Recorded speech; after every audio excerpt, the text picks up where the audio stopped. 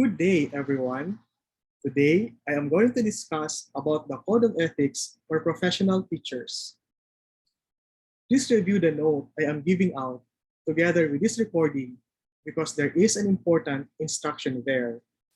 In this report, I am not going to discuss the letters of the Code of Ethics itself. Rather, I will present case studies so that we will know how we can apply the Code of Ethics in the future when we become professional teachers. So let's start. The Code of Ethics starts with a preamble, and this is the preamble. Teachers are duly licensed professionals who possesses dignity and reputation with high moral values as well as technical and professional competence in the practice of their noble profession. They strictly adhere to, observe, and practice this set of ethical and moral principles, standards, and values.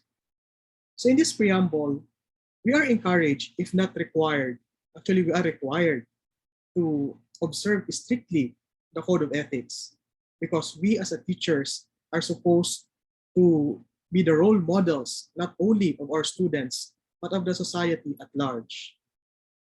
Then the said code set the scope and limitations, which states that the code covers all public and private school teachers in all educational institutions at the preschool, primary, elementary, and secondary levels, whether academic, vocational, special, technical, or non-formal. So meaning all the teachers, whether you are in the public school or in the private school, and in whatever grade level, and even if you are teaching in the alternative learning system, we have to abide by the code. And furthermore, the code defines the term teacher, which shall include industrial arts or vocational teachers and all other persons performing supervisory and or administrative functions in all school at the aforesaid levels, whether on full-time or part-time basis. Meaning, the teacher as defined shall comprise of those who are teaching and those who are licensed professional teachers, but they may be teaching or they may not be teaching, or they may totally not be teaching because they are assuming administrative functions such as the principal, or maybe if she has an assistant principal or whatever position, academic position that is given to a teacher, and also the librarian and the guidance counselor. They have to abide by this code of ethics. Now, let's go to the case studies. This is the first case study. Teacher Marites teaches multi-grade class at Busdak Elementary School. She is seldom visited by her principal and supervisors. She teaches when she feels like teaching and not when she does not feel like teaching. When she does not feel like teaching, she would gossip with her beshi Marisol during class hours. Which trait of an ethical teacher does she lack? Letter A, emotional intelligence. Letter B, integrity and accountability. Letter C, competence. Letter D, intelligence. The answer here is letter B, integrity and accountability. The basis is Article 4, Section 2 of the Code of Ethics, and let me read it.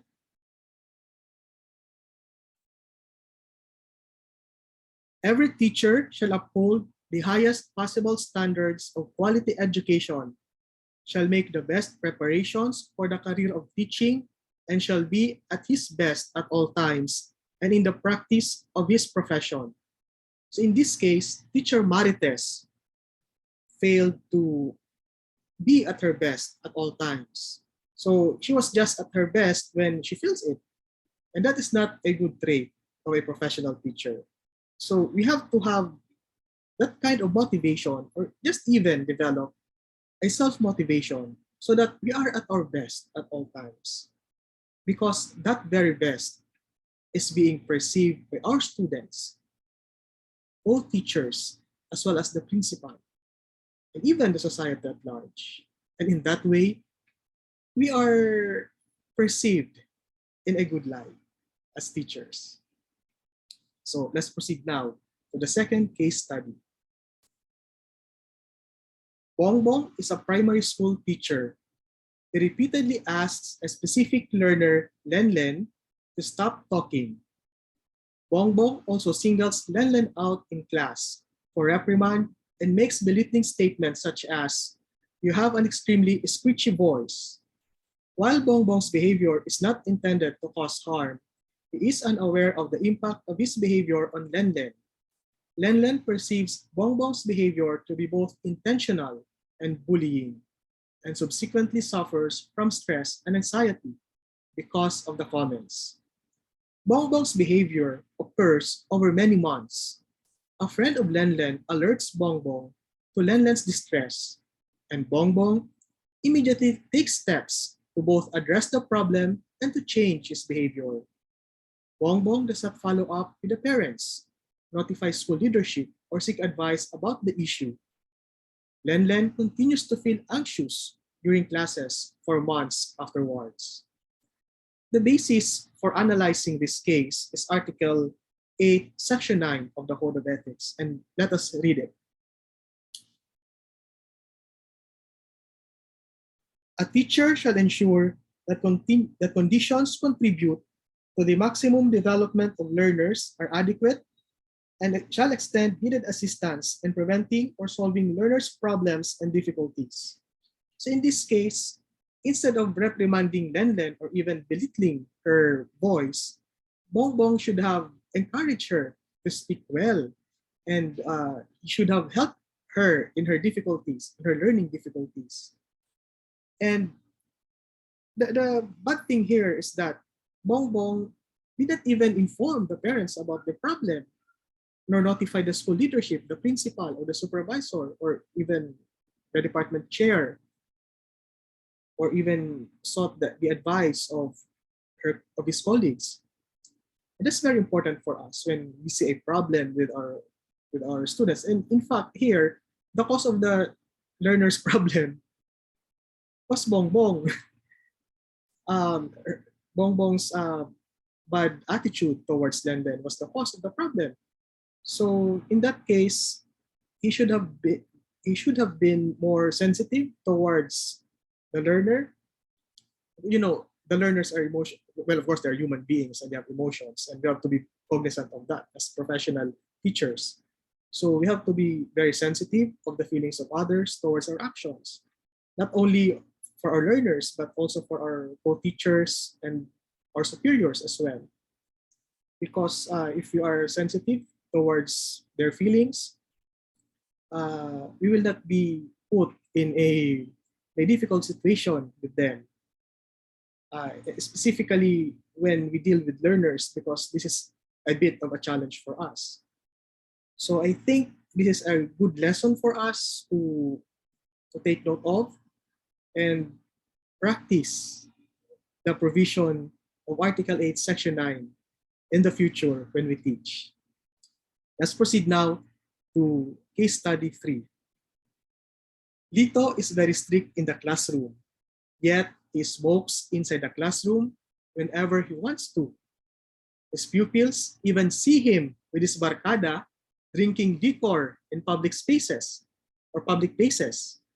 If you were the principal, how would you deal with him? Letter A, explain to the pupils that smoking is bad for young people but not to adults. Letter B, be tolerant about his behavior, for it is only a manifestation of pakikisama. Letter C, in writing, express disapproval of the unbecoming behavior of the teacher. And letter D, talk with him about the importance of being consistent in one's actions and in the rule of discipline enforced in the classroom. The answer here is letter D. Talk with him about the importance of being consistent in one's actions and in the rule of discipline enforced in the classroom. And the basis for that is Article 3, Section 3 of the Code of Ethics, which I will read to you. Every teacher shall merit reasonable social recognition, for which purpose he shall behave with honor and dignity at all times, and refrain for such activities as gambling, smoking, drunkenness, and other excesses, much less illicit relations. So remember that. This is what I like about the Code of Ethics, because the code is very specific about the things that we can do and the things that we cannot do. So no need to think, just follow whatever is there in the code. And when we follow it, we'll be in the right direction. And there, we will not be anxious about what will happen to us, or what will be the result of the investigation, or whether we can continue teaching or not, because we can also be suspended by the professional regulatory board. So in here, as teachers, or the case tells us that as teachers, we have to be consistent with our actions. If we portray ourselves as respectable inside the classroom, and so we should have the same portrayal of ourselves outside of the classroom. Consistency, that's the term. That's the keyword. And what Lito did, even in the public school or in the private school, this is a prohibited act. You cannot smoke inside the classroom. You have to go out, or you probably go to the smoking area, and you should smoke there, not inside the classroom where your students can see you. And as the principal, we have to adhere also with the code of ethics. And in this case, the principal should deal with this properly, not just express disapproval. You send a memo to Lito telling him of your disapproval of his behavior, or even just para bang kibit-balikat na lang because may kasama lang yan. No, it cannot be, because as teachers, yes, may kasama tayo, but in the right way. And we still have to exhibit the required behavior of us. And kasi magiging ka pa rin namang, parang nakikisama ka pa rin naman.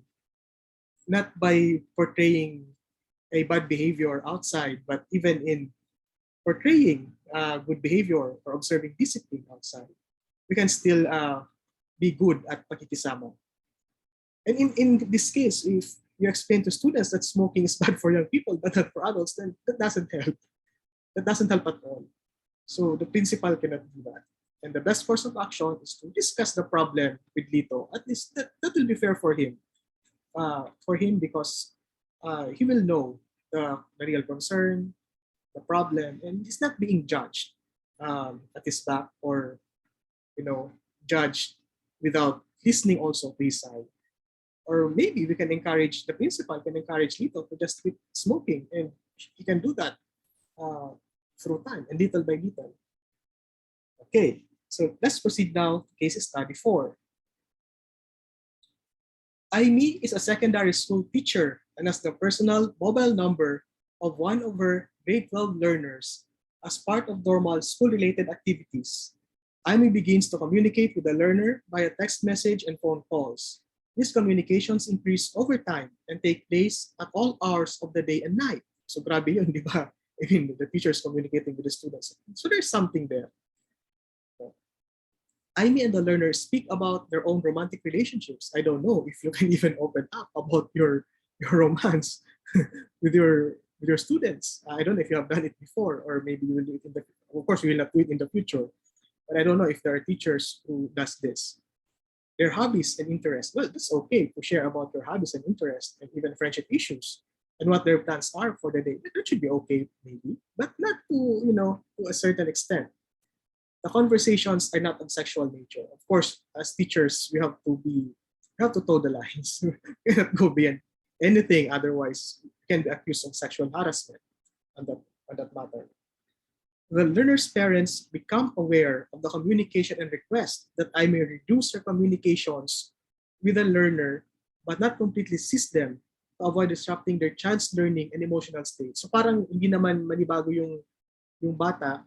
So sabi ng parent, anuhan lang, bawasan lang. And I may continues to have a high volume of communications with the learner, hindi pinakinggan, including discussing non-teaching related matters such as romantic relationships. So ganun pa rin, walang pagkinagbago.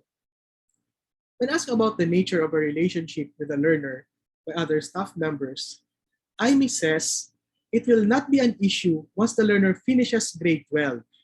In the following year, when the learner has graduated from the school, Amy expresses a desire to commence a romantic relationship with the learner.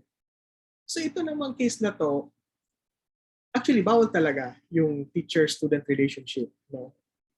Once the student is still studying under you, pero siguro afterwards, you can be, pwede naman, ma-allow na to, di ba? Like in this case, na-graduate na yung learner. So that romantic relationship can be allowed. But in the specific case of this situation, ang problema kasi, there is already that strong bond between the teacher and the student. And probably even in the grading, probably the teacher already has a bias. So tayong mga teachers, ganun din naman yung iniwasan natin. Why we have to keep an arm's length with our students, diba? For us not to have bias. So the basis for analyzing this case study is Article 8, Section 7 of the Code of Ethics. So let me read that to you.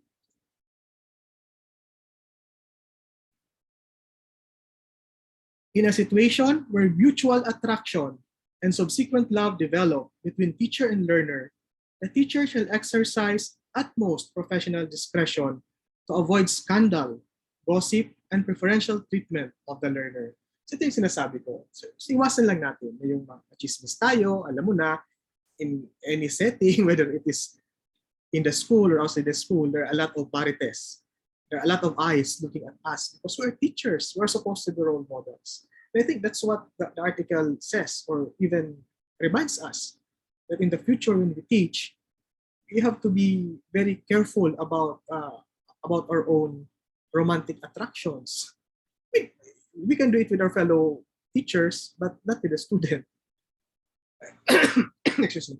I think if we develop relationships with a fellow teacher, then that is allowed. That should be okay, but not with our student. But as I said, that can still be pursued, but at a later time. And that should not be a way, or our attraction to a student should not be a way to be biased towards that student, to give her or him more favorable grade or even treatment in the classroom.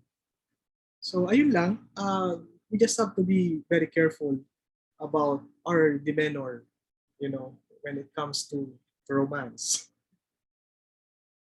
So let's proceed to case study 5.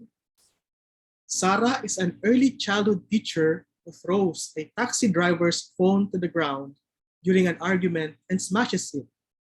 Sarah also pushes the taxi driver, spits on the driver, and steals the keys to the driver's car. During the dispute, Sarah's partner physically assaults and shouts vulgar words at the taxi driver. The next day, a media headline appears reading, "Kindergarten teacher, thief, drunk, and violent." Just imagine that. Just imagine.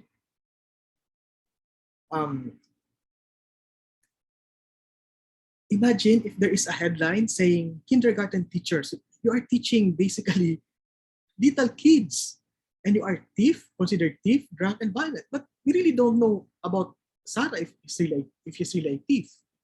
If she would always drink, and I don't know if she's really violent, or maybe he just acted this way only at that point in time, but she was already judged as such.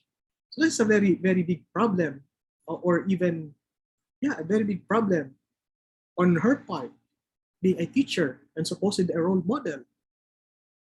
I think that can even have repercussions on her employment as a teacher, and probably the school can have a good reason to terminate her employment because of this. So the basis of analysis here is Article 11, Sections 1, 2, and 3 of the Code of Ethics.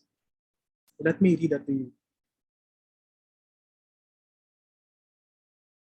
So this particular section is entitled The Teacher as a Person.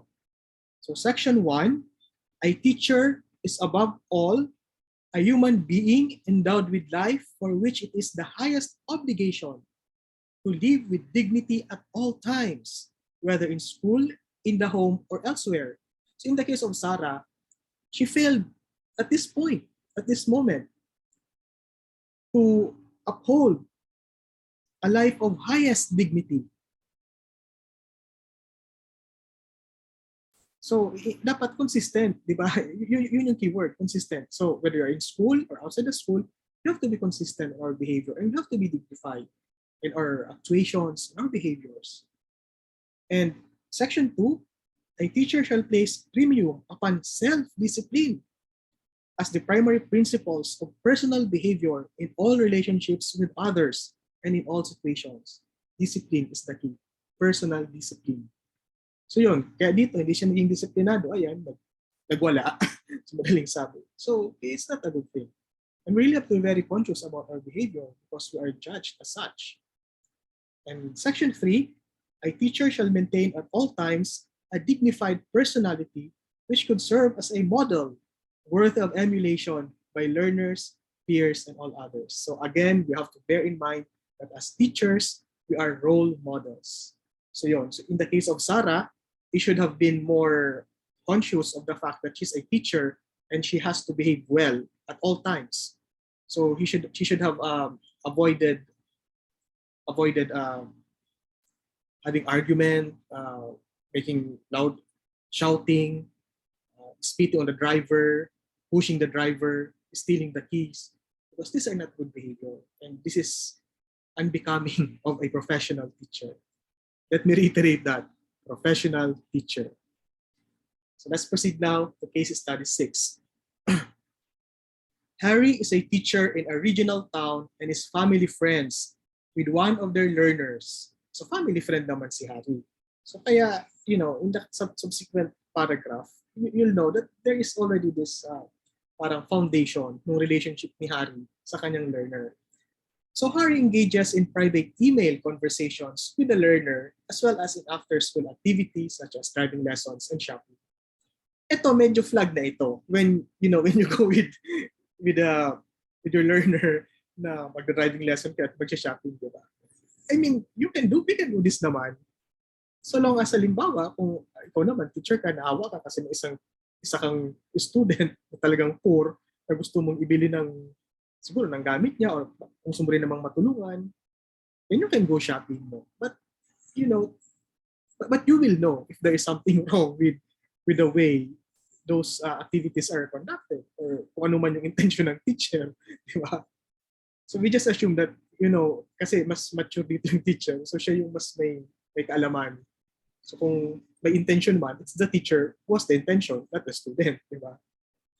So the learner's mother, Imelda, is aware of Harry's interactions with the learner and is initially supportive of the relationship. Oo naman, kasi they already have that foundation and relationship, di ba?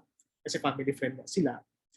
As the learner has been going through a tough time, so siguro may psychological problem din yung bata, and Imelda perceives Harry as a mobilizing influence in their life. So nakakatulong naman yung presence ni teacher sa kanilang pamilya, which is, ito naman ay may-expect natin kasi I think even in the DepEd, they expect us, teachers, to conduct home visitations. And if you have that relationship with the family, and that will be a good way. And, family visitations can be more effective in that case. Pero again, may mga limitations and you have to observe proper decorum. Di ba? Sa mga lahat ng relationships na ito. So Imelda becomes uncomfortable with Harry's interactions with the learner as they became more frequent. So mas napapadalas. She asks Harry to pull back and to ask permission before engaging in any more one-on-one activities with the learner. Harry does not abide by Imelda's request and continues to see the learner without seeking her permission. Yun ang mali. Kasi hindi niya sinunod yung gusto ng magulang. Diba? Of course, the parent has the jurisdiction over the learner kasi anak niya yun. Diba? The jurisdiction of the teacher is siyempre sa classroom niya lang. Pero pag lumabas siya sa classroom, hindi mo na yan, or sa school siguro, hindi mo na yan jurisdiction. Diba? Sa parents na talaga yan. Especially yung mga ganitong paglalabas, di ba? So Imelda reports Harry to the school principal and their employment is eventually terminated. Oo nga naman, kasi may violation ng code. On the basis that Harry has breached professional boundaries in their interactions with the learner and Imelda. So the basis here is Article 9 of the Code of Ethics. And let me read it to you. So ito, ang Article 9, the title is The Teachers and Parents. Yung nagkagandahan dito, kasi very specific na siya. And talagang lahat ng stakeholders sa school are mentioned. How do we relate with parents, with other people, with the community at large, diba? Yung kanina nga, ano pa yun? It was our relationship with the learners, of course, our relationship with fellow faculty. So let me read first Article 9. Every teacher shall establish and maintain cordial relations with parents and shall conduct himself to merit their confidence and respect.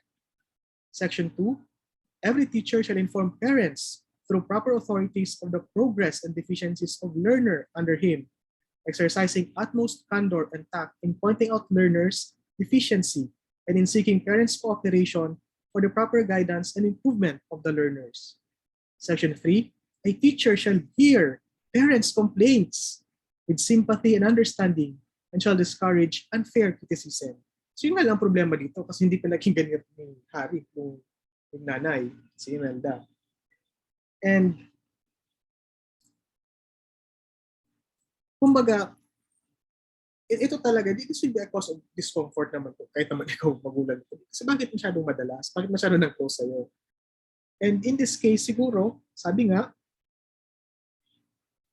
ang maganda kasi dito is there was already a cordial relationship. Na siguro it could have been maintained. Sinasabi dito, cordial relationship should be maintained.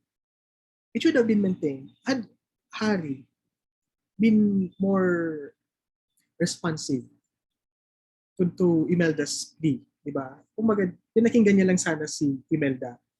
Siguro a bit distant. Dumistansya lang. Hindi naman totally cut off the communication, but to keep distance. Tama naman kasi si Imelda, di ba? So yun may problema talaga. Kaya hindi natin masisisi kung bakit na-terminate si Harry. And we also don't know kung bakit din naging uncomfortable si Imelda. Maybe because hindi naman ganun ka-candid si Harry towards sa kanya. And we don't know if Harry was tactful really in talking to Imelda. So yung mga ganun ba, walang nasasabi sa case. But let's just think further on probably what's happening behind the case. Kasi sa mga case studies, these are all just facts given to you. But something behind it, may mga nangyayari, hindi natin alam. And we just have to imagine what those are probably.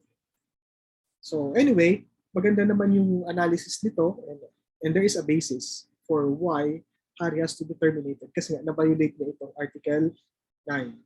And Imelda already talked to her. Ang assumption lang dito sa case study was that parang yung pag-request ni Imelda, I think it was forced through the proper authorities. Kasi tama naman yung ginawa ni Imelda kasi talagang ikinorse through na sa proper authorities kaya na-terminate si Harry. So ayun. So that's a very good case analysis and where the article of the Code of Ethics fits well into the aforementioned analysis. So let's move on to Case Study 7. Aika is working at an early childhood center. One of the children in Aika's care is a 3-year-old boy, Frankie, who is also the son of one of her colleagues. So parang, this is very natural, di ba? Halimbawa, andyan ka sa Makakain Central School, pwedeng estudyante mo, yung anak ng co-teacher mo. Very common. Or kahit baka relative mo pa, di ba? So ganun tayo dito sa Makakay. So one day, Frankie arrives to the center with a bruised fat lip. Aika questions Frankie about his injury and her response, Mommy was angry with me and hit me. So isinumbong yung co-teacher mo sa'yo. Aika does not make a mandatory report as she does not believe her colleague is capable of enduring her child. She does, however, discuss it with her colleague, Frankie's mother, who confirms that she did lose her temper but indicates it won't happen again. So tama ba ito or mali? So siguro, the assumption here is that close sila. So, the good thing about Aika here, kasi hindi naging marites si Aika. So she talked directly to the concerned person. So, parang kumbaga, siguro because the good thing, yun nga, walang marites na nangyari, hindi chinismis ni Aika doon sa ibang co-faculty nila or co-teachers nila. But Aika talked directly to the mother kasi siguro baka close din naman si Aika doon sa mother. Let's just assume that that is the case kasi ganun yung nangyari. And buti na lang, hindi naman war freak talaga yung mother. Talagang kilala ni Aika yung mother, di ba? Hindi naman talaga niyang kayang gawin. Parang nagda-doubt siya. Kaya niya kaya talaga itong gawin. So alam niya, parang hindi niya naman talaga kaya itong gawin. Kaya sinabihan niya, kinausap niya. And yun nga, sa pagtama naman yung pagkakakilala ni Aika dun sa mother, di ba? Kaya yung mother, hindi naman talaga nagalit sa kanya. Talagang kumbaga, pinakinggan din naman siya ng mother, and the mother promised that it won't happen again. So that is very good. And the basis of analysis here is Article 5, Section 1 and 5 of the Code of Ethics. So let me read that to you. Section 1, teacher shall at all times be imbued with a spirit of professional loyalty, mutual confidence, and faith in one another, self-sacrifice for the common good, and full cooperation with colleagues. When the best interests of the learners, the school, or the profession is at stake in any controversy, teacher shall support one another. O di ba? This was exhibited by Aika. And also the mother of Frankie. They're really very candid with each other, di ba? Yung parang walang plastikan.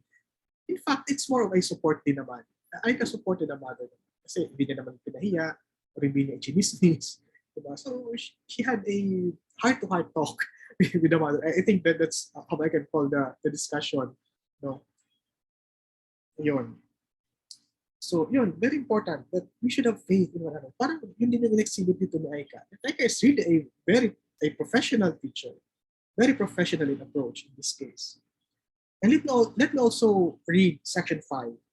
It shall be the responsibility of every teacher to seek correctives for what he may appear to be an unprofessional and unethical conduct of any associates. However, this may be done only if there is incontrovertible evidence of such conduct. Ito talaga, may controvertible evidence, pero hindi niya naman talaga alam. Kaya nga tinanong niya. Kasi, just to confirm. So, hindi naman naging judgmental si Aika, di ba? Kasi alam niya naman na talaga hindi, parang sa tingin niya, hindi ito kaya ng nanay mo na gawin sa'yo. But Aika never became judgmental in this case. Diba? So, talagang kinausap niya. And I think that's very good of Aika. That's a professional, Aika exudes professionalism in this case. So let's proceed now to case study 8. So in this case study, I'm very proud to present to you my great-grandfather, who is the founder of this institution, the Zamora Memorial College. So he founded this when he retired at 45 years old. And later on, in the basis of our analysis, you will know why I placed him here, because that particular provision in the Code of Ethics is very important. And to the mind of my great-grandfather, he wants the school to cater to low-income family so that we can help in improving the lot of these students, diba? And it's fortunate that the school already grew to 2,000 population. So why am I presenting this? Because there is an article in the Code of Ethics, that's Article 10, Section 1, which I will read to you. That's a very relevant provision in the code. So Article 10, Section 1. Actually, the title of Article 10 is the teacher in business. So Section 1 says that a teacher has the right to engage directly or indirectly in legitimate income generation, provided that it does not relate to or adversely affect his work as a teacher. So payag naman, you can have a business outside of the school, or mas maganda siguro outside of the school. Though I know, pero hindi ata bawal ata yung talagang mag-ano ka you conduct your business at school. Kasi minsan, di ba, kung may inutangan ka sa business mo, and then sinisingil ka during class hours, di ba, edi maaantala yung pagtuturo mo. Kaya you can also tell kung sino man na mga katransact mo sa negosyo mo to talk to you after class hours. Ang iba ata napapayagan, but of course, it's not a good thing. I mean, ethically, it's not ethical. Ethically, it's not acceptable. Diba? So, you can probably, just to be safe, just conduct your business outside of the school. And when you are dealing with your business partners, vendors, sellers, or whoever, talk to them or instruct them to talk to you after office hours, after class hours, or maybe when you're already out of the school, or kahit nasa school ka pa, pero at least yung tapos na yung work mo. No? And in fact, to tell you some trivia about the founder of this school, even when he was the supervisor na siya sa DepEd, sa Department of Education, before retiring, may business din siya. He supplies desks to DepEd. So parang it will look like para bang conflict of interest, di ba? But at that time siguro they're not too aware of that. Kasi sino ba naman ang mag-supply niyan, di ba? Siyempre kung sa locality siya lang naman kasi yung father niya, furniture maker yun. Kaya siyempre siguro sa Makakay, they supply desks to Makakay East Central School. Kasi hindi naman talaga siya conflict of interest at that time kasi wala namang makakagawa ng ibang desk. Pero yung tatay niya lang. So that's their business. But again, that business never interfered with his work as a supervisor and as a teacher. So yun lang, we just have to remember that we can conduct business. I'm not even sure about the teachers like offering maybe a few merchandise sa mga students nila. But I can see them doing that. But as much as possible, avoid or not do that at all, because that can be seen in an unethical way. Just to be safe. Hindi naman yan napapunish. I mean, mga teachers ko dati, may binibenta rin. But it was never punished. Pero, yun, to be safe, wag na lang. If you just want to be on the safer side. Now, let's proceed to case study 9. So I'm showing here to you Dr. Maria Victoria and Dr. Christopher Bernido. They are the pioneers of the dynamic learning program. Yan na yung basis ngayon ng mga portfolio na rin-require ng DepEd, yung learner-centered approach natin. So they developed that. Maganda to because this is a learner-centered process approach. And for this development, they were awarded the Ramon Magsaysay Award. No?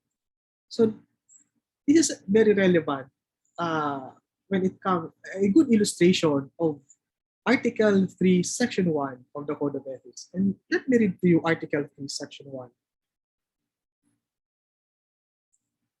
A teacher is a facilitator of learning and of the development of the youth. He shall therefore render the best service by providing an environment conducive to such learning and growth. And this approach primarily of DLP provides that. It provides an environment conducive for learning and growth. So yun primarily ang na-accomplish nitong DLP.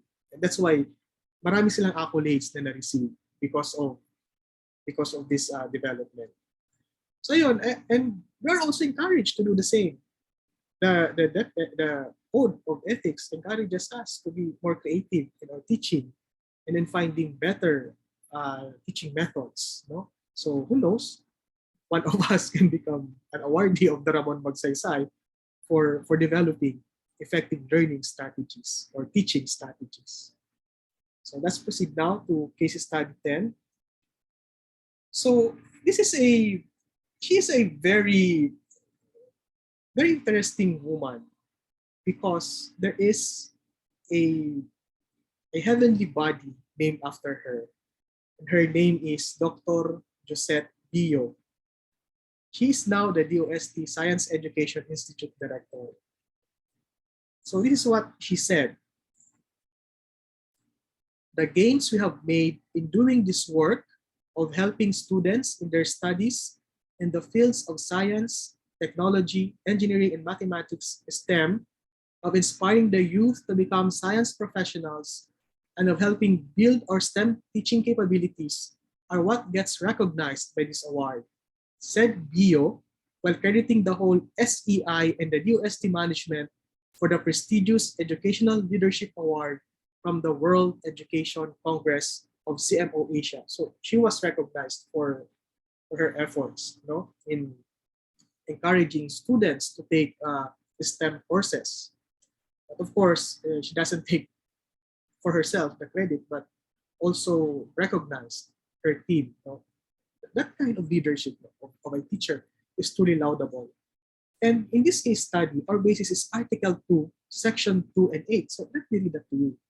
Section 2, every teacher or school official shall actively help carry out the declared policies of the state and shall take an oath to this effect, which Dr. Gio clearly did. No? That's why she was recognized.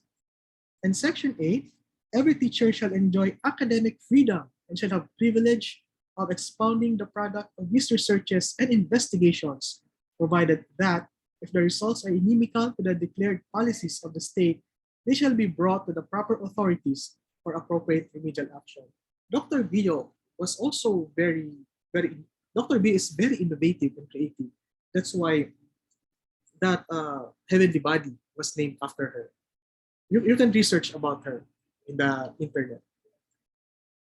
So any violation of the code have these disciplinary actions. And this is stated in the code. Violation of any provision of the Code of Ethics shall be a sufficient ground for the imposition against erring teacher of the disciplinary action consisting of revocation of his certification of registration and license as a professional teacher, suspension from the practice of teaching profession, reprimand or cancellation of his temporary or special permit under clauses specified in Section 23, Article 3, or RA number 7836, and under Rule 31, Article 8 of the Rules and Regulations implementing RA 7836. So yun. So yun nga, ingat na lang tayo. We have to observe proper behavior para hindi tayo mawalan ng lisensya or hindi tayo masuspend from the teaching profession. Kasi di ba, pinaghirapan natin yan. Mahirap maging teacher.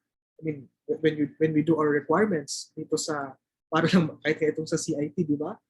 Mahirap din ma-comply yung mga requirements. It takes a lot of effort. So, masasayang lang yun if we behave unethically. So, yun. Ingatan natin na mag-violate natin yung code so that we can enjoy the life of a teacher. Hindi man siguro yun, hindi man tayo maging mayaman. We may not be too affluent for being a teacher, but at least we're making impact naman. Diba? Sometimes impact is better than riches because, money can vanish, but the impact that you can do to your community can last forever. Diba? Your impact to the lives of your students can be much noteworthy, diba? Than whatever riches the world can offer us. I don't know, maybe Ma'am Jean can share her meaningful experiences as a teacher to us on this aspect.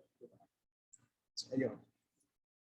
Now, let me end this report with a very nice quotation from Mark Twain, who is the father of American literature.